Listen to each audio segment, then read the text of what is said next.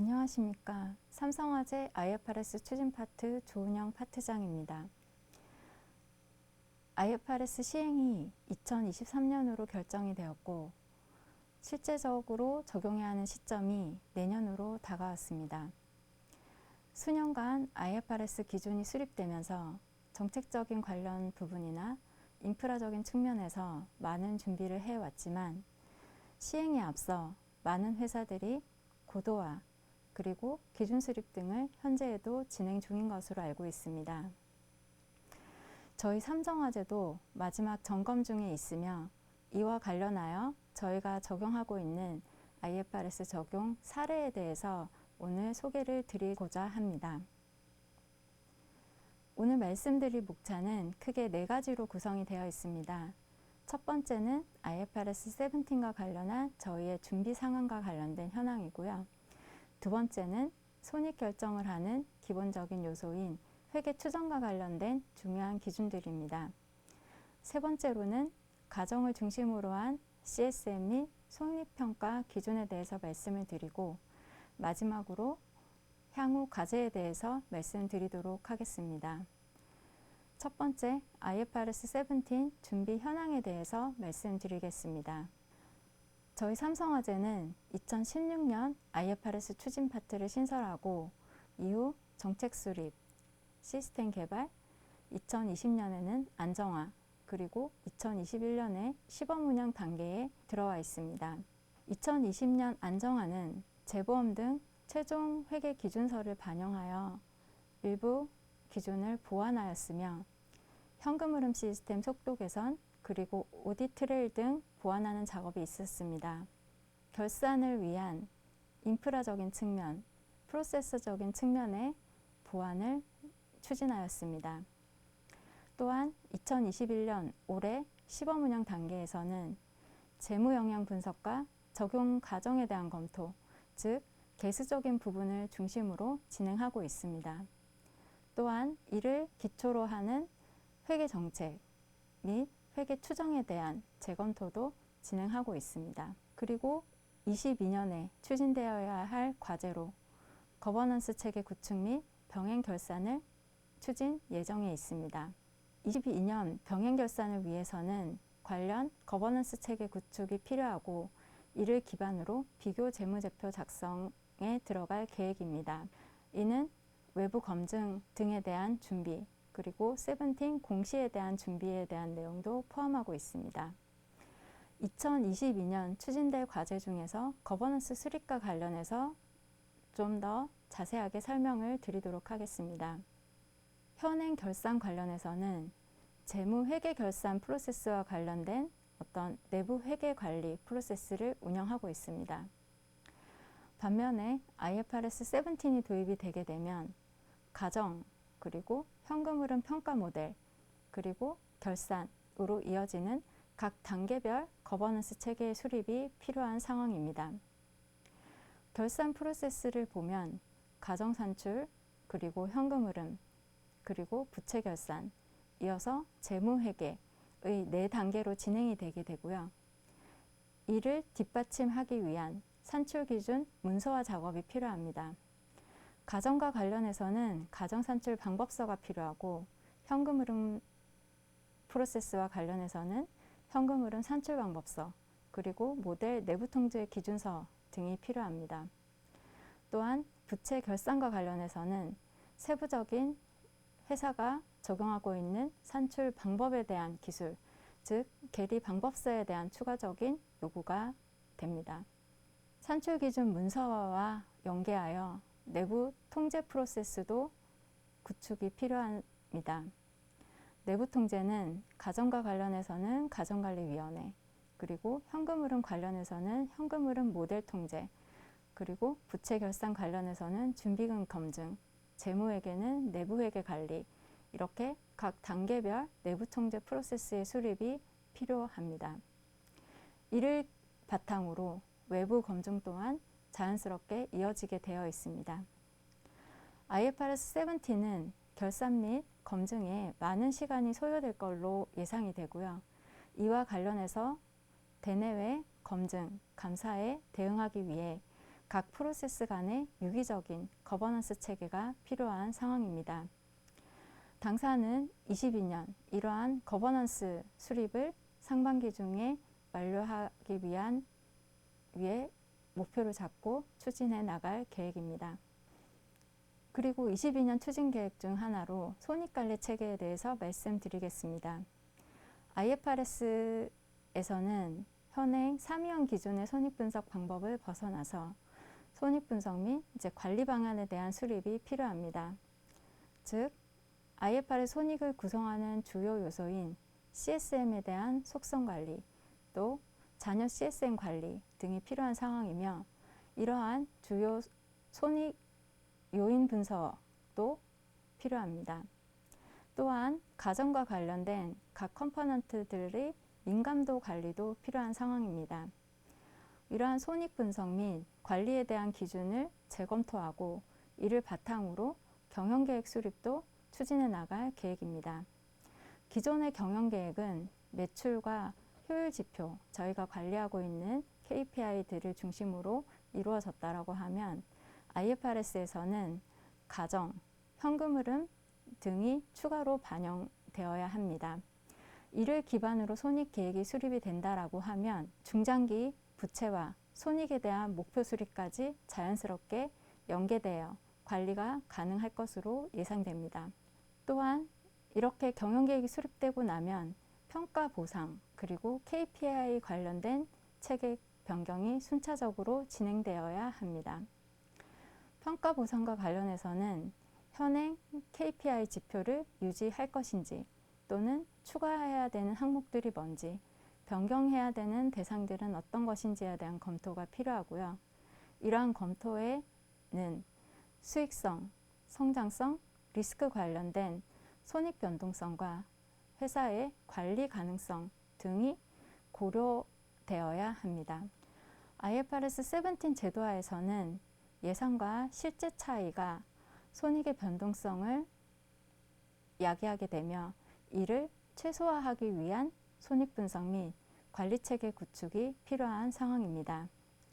저희는 이러한 손익 분석 및 관리체계 구축을 통해서 23년 안정적인 비즈 운영을 추진해 나갈 계획입니다. 두 번째로 회계 추정과 관련된 내용을 설명드리도록 하겠습니다.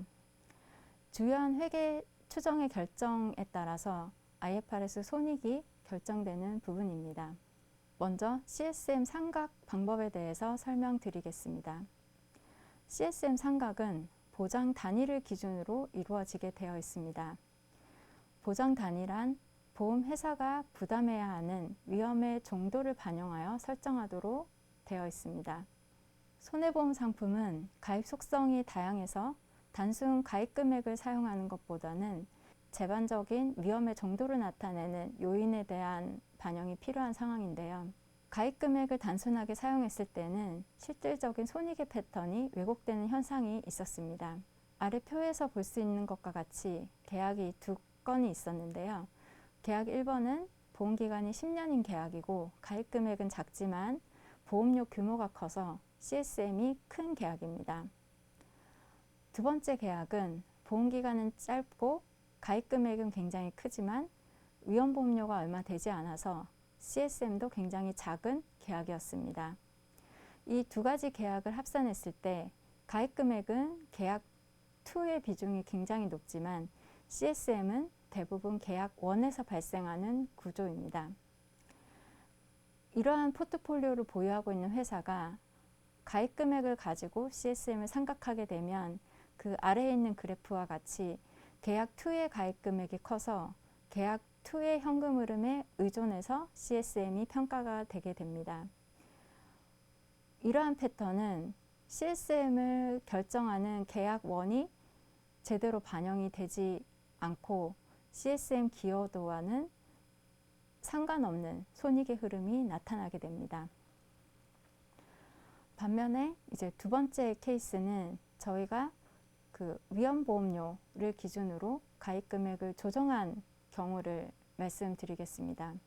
가입 금액을 위험보험료로 이제 가중평균한 조정 가입 금액을 정의를 하였고 이를 기준으로 CSM을 상각시키게 되면 CSM의 기여도가 큰 계약의 손익 패턴이 반영되는 구조로 바뀌게 됩니다. 즉, 계약 1의 CSM이 전체 회사 CSM의 대부분을 차지하고 있기 때문에 계약 1의 유지 패턴이 반영된 CSM 상각액이 산출되게 됩니다.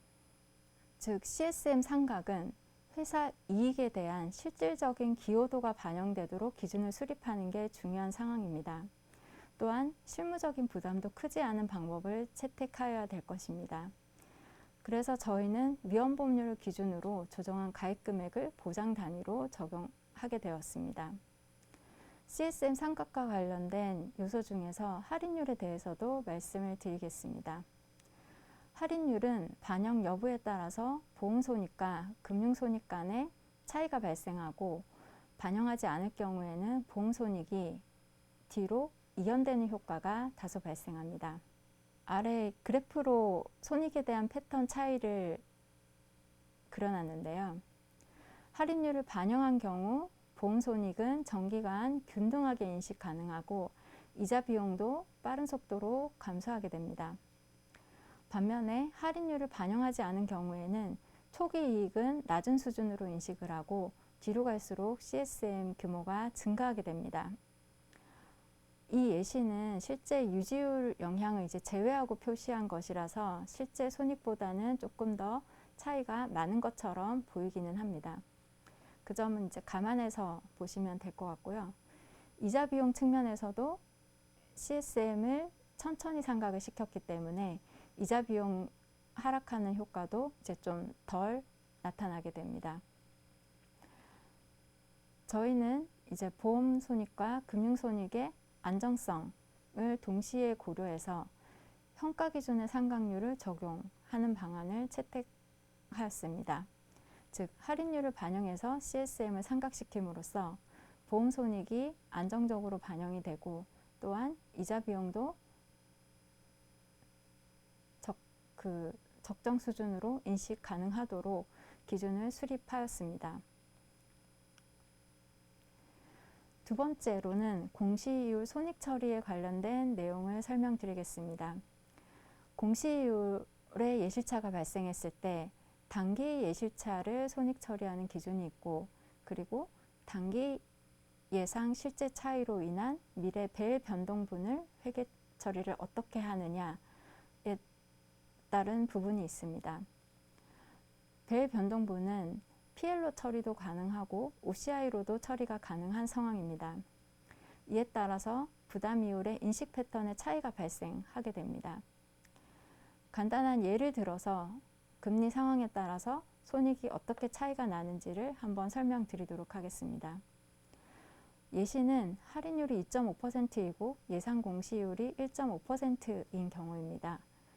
이때 실제 공시율이 예상 공시율보다 높았을 경우가 첫 번째 케이스, 두 번째 케이스는 실제가 더 낮았을 경우입니다. 공시율 예실차 벨 변동분을 PL로 반영한 경우를 먼저 보시면 왼쪽과 오른쪽에서 파란색 그래프입니다.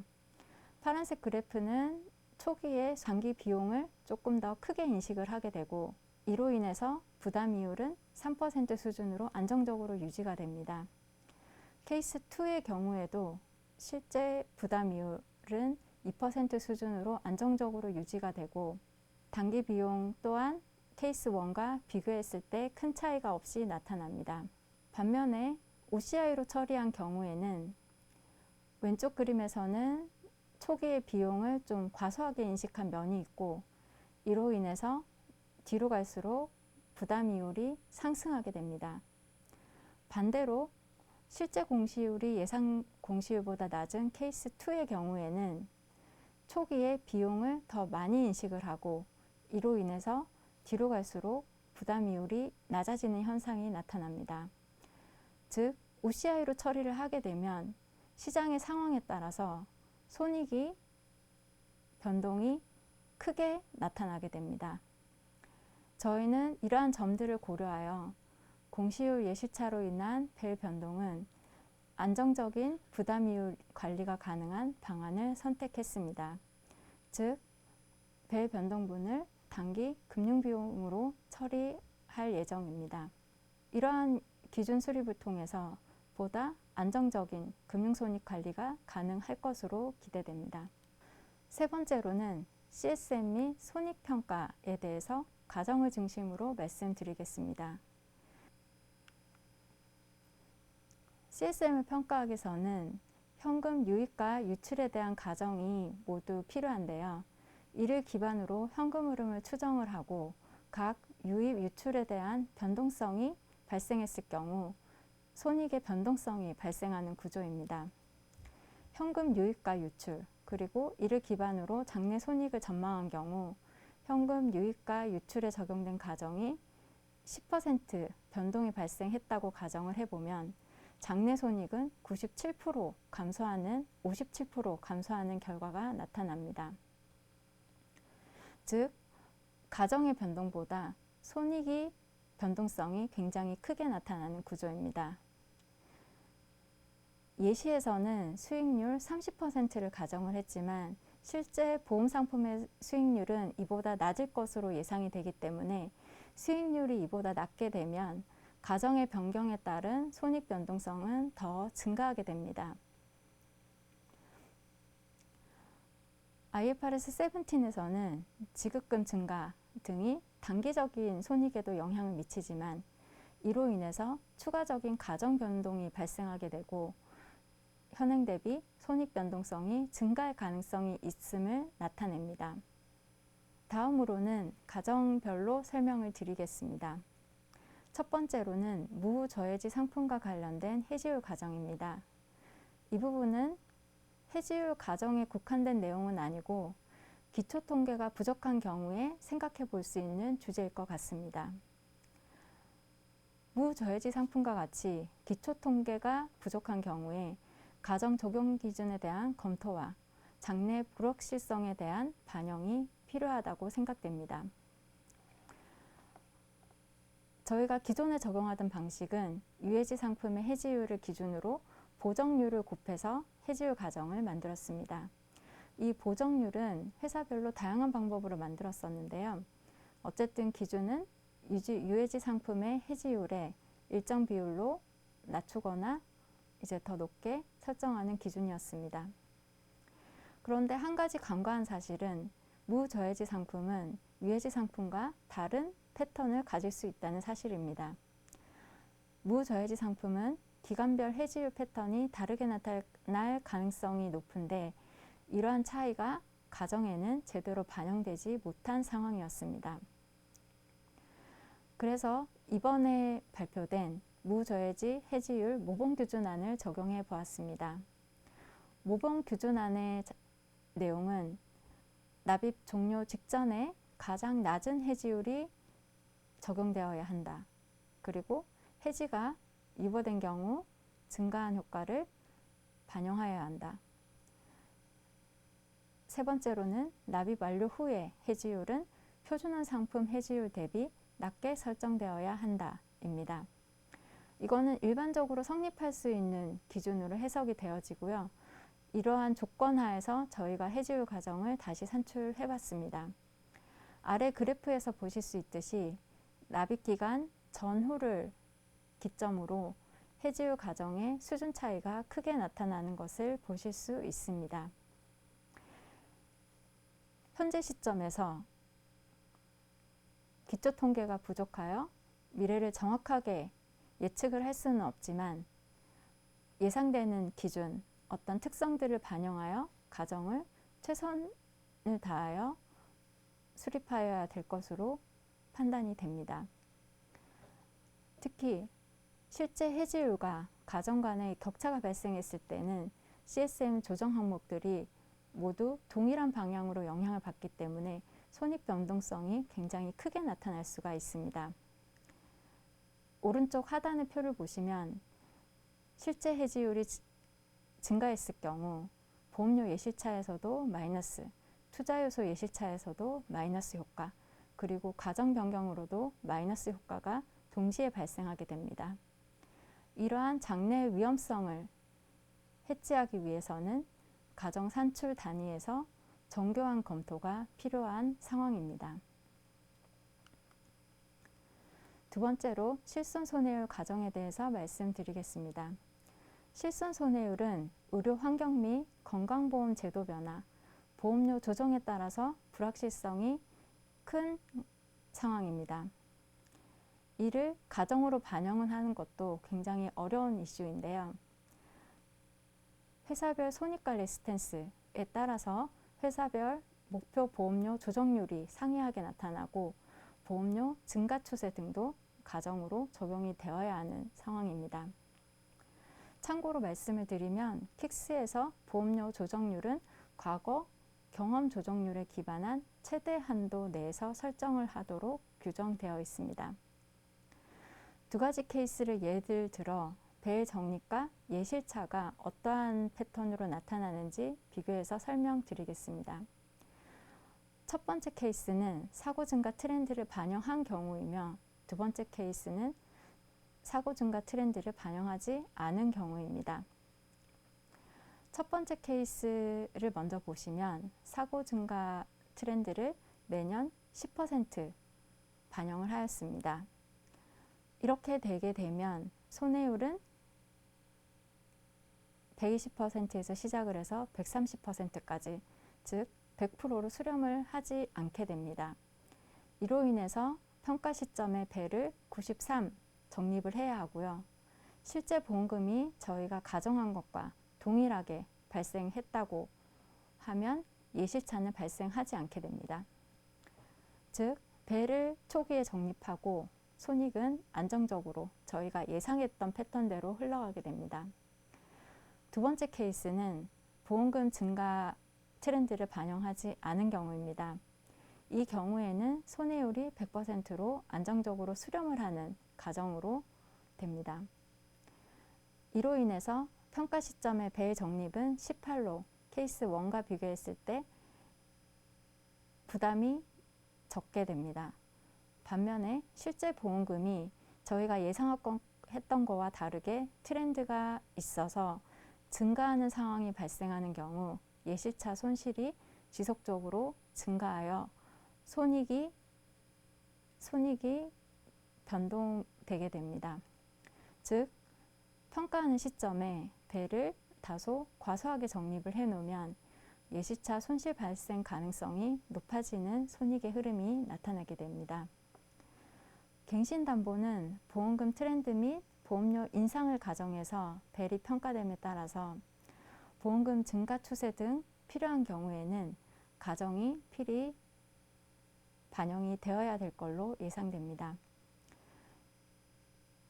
트렌드를 반영한 경우와 하지 않은 경우 손익의 흐름의 차이가 나타날 것이고 적절한 가정을 반영한 경우에는 예실차로 인한 손익 변동성을 최소화시킬 수가 있습니다. 세 번째로는 공시율 가정입니다. 지금까지 가정과 다르게 공시율은 외부 요인에 의한 변동도 포함하고 있어서 손익 영향이 가장 큰 가정 중의 하나입니다. 예를 들어 운용자산 이익률을 기준으로 공시율 조정률을 가정으로 만들어서 평가하는 경우를 설명을 드리겠습니다. 이러한 경우 금리의 급격한 변동 또는 일시적인 수익률 등락에 따라서 가정의 변동이 굉장히 크게 나타날 수가 있습니다. 첫 번째로는 지표금리의 하락 시입니다. 지표금리가 하락하게 되면 실제 공시율도 내리게 되지만 조정률은 하락하게 됩니다. 이는 운용자산 이익률 하락 속도가 조금 늦게 지연돼서 나타나기 때문입니다. 또한 두 번째로 주식 채권과 같은 일회성 이익을 실현하여 단기적으로 수익률에 변화가 발생했을 경우입니다. 이런 경우에는 장래 자산이익률 수준은 낮아질 가능성이 높은데 조정률 평균은 하락하게 되는 가정 측면에서는 약간 모순적인 형태가 나타나게 됩니다. 두 가지 예를 통해서 적용된 가정의 수준에 대해서 비교를 해보겠습니다. 기존 가정은 운용자산 이익률만 고려해서 만들었던 가정이고요. 두 번째는 킥스 개선안이라고 표현되어 있는 것은 경영자 행동 가정을 일부 설정하여 외부 지표 금리랑 가중평균하여 만든 가정입니다. 기존 안은 운용자산 이익률에 비례하여 가정이 설정됨으로써 실제 공시율과 예상 공시율 간의 격차가 다소 발생하는 모습을 볼 수가 있습니다. 이는 자산운용 이익률과 할인율의 격차 때문에 발생하는 것입니다. 두 번째, 킥스 개선안의 기준으로 가정을 한번 만들어 봤는데요. 이 경우에는 경영자 행동 가정이 일부 반영이 됨으로써 실제 공시율과 적용된 가정 간의 수준이 기존 안보다는 그 차이가 축소된 것을 볼 수가 있습니다. 즉, 예실차가 향후 발생될 예실차가 보다 안정적으로 관리될 수 있는 가정이라고 판단됩니다. 또한 킥스 개선안 기준으로 봤을 때 외부 지표금리에 의한 변동이 다소 축소됨으로써 평가 시점 간의 가정 변동성도 기존 안보다는 좀 안정적으로 운영이 가능한 것으로 판단이 됩니다. 네 번째로는 현금 흐름 관련해서 설명을 드리겠습니다. CSM 및 손익평가 관련해서 가정도 중요한 부분이지만 얼마만큼 정교한 현금 흐름이 반영되어 있는가도 굉장히 중요한 요소입니다. 이를 위해서 현금 흐름 시스템의 지속적인 업데이트 및 관리가 필요합니다. 아래 예시로 몇 가지를 설명을 드리겠는데요. 먼저 청약 철회의 경우입니다. 청약 철회의 경우에도 계약 그룹으로 지정이 되어야 될 필요가 있고 현금 흐름이 짧지만 반영이 되어야 될 필요가 있습니다. 이는 청약 철회권에 대해서도 실제 현금 흐름 인아웃이 발생을 하고 있기 때문에 이와 관련된 예실차 관리를 위해서는 청약 철회율도 별도의 청약 철회가 되는 계약도 별도의 가정을 통해서 예상이 되어야 되고 계약 그룹으로 설정이 돼서 예상 실제 차이를 평가하는데 반영이 될 필요가 있었습니다. 두 번째로는 제도와 관련된 반영입니다. 실제로 손익에 반영이 되는 어떤 제도적인 부분이 있다라고 하면 이는 현금 흐름 시스템에도 반영이 되어야 할 것으로 판단이 됩니다. 특히 실손 안정화 할인 등 제도적인 요인은 이제 현금 흐름에 반영이 되어야 될 것 같고요. 또한 신담보 같은 경우에 저희가 신담보를 출시하게 되면 통계 부족으로 일정 기간 동안 요율 조정이 불가한 이런 요소들이 있는데 이런 부분들도 감안을 해서 현금 흐름 시스템의 보험료 조정 요지 등에 별도로 반영할 필요가 있습니다. 이런 부분들이 정확하게 다 반영이 된다면 향후에 발생할 예실차 요소를 최소한으로 가져갈 수가 있고 안정적인 현금 흐름을 산출할 수 있을 것으로 판단이 됩니다. 이런 부분은 IFRS가 도입이 된 이후에도 지속적으로 팔로우업이 돼야 되는 부분인 것 같고요. 추가적인 이제 현금 흐름 정합성 제고를 위해서 현금 흐름 정교화는 계속 이어져야 될 것 같습니다. 마지막으로 향후 과제에 대해서 설명드리겠습니다. 향후 과제는 크게 두 가지로 잡아봤는데요. 첫 번째로는 IFRS 17 적용 관련 국내 가이드라인 수립 과제입니다. 두 번째는 가정 적용 관련 원칙 수립이 지속적으로 필요하다입니다. 첫 번째, IFRS 17 적용 관련 가이드라인은 지금 이미 계획을 하고 추진 계획에 있는데요. 국내 보험 상품의 특성 등을 반영한 IFRS 17 보험회계 해설서 발간입니다. 해설서 발간은 금감원과 협회, 회계법인, 업계 TF를 구성해서 진행할 계획이고 이와 같이 국내 프랙티스를 하나씩 만들어 나가야 될 걸로 예상이 됩니다. 두 번째로는 적용 과정 관련된 원칙 수립입니다. 지금까지 설명드렸듯이 IFRS 손익 관련해서는 가정에 대한 기준 수립이 굉장히 중요하며 새로운 구조의 상품 또는 적용 통계가 부족한 경우, 회사별로 가정 산출 방법론 수립이 어려운 경우, 이러한 경우에는 활발한 업계 의견 공유를 통해서 기준 수립을 지속적으로 해 나가야 될 것으로 예상됩니다. 또한 연구기관 등을 통한 방법론 개선 등도 지속되어야 될 것으로 판단됩니다. 국내 가이드라인과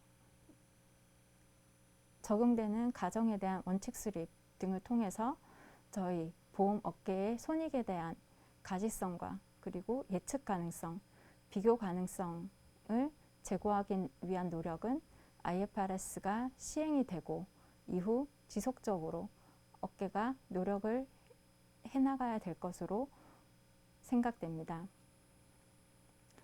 오늘 저희 회사가 적용하고 있는 기준들에 대한 설명을 드렸고, 그리고 앞으로 남아있는 과제들에 대해서도 간단하게 말씀을 드렸습니다. 오늘 설명드리고자 하는 내용은 마치도록 하겠습니다. 들어주셔서 감사합니다.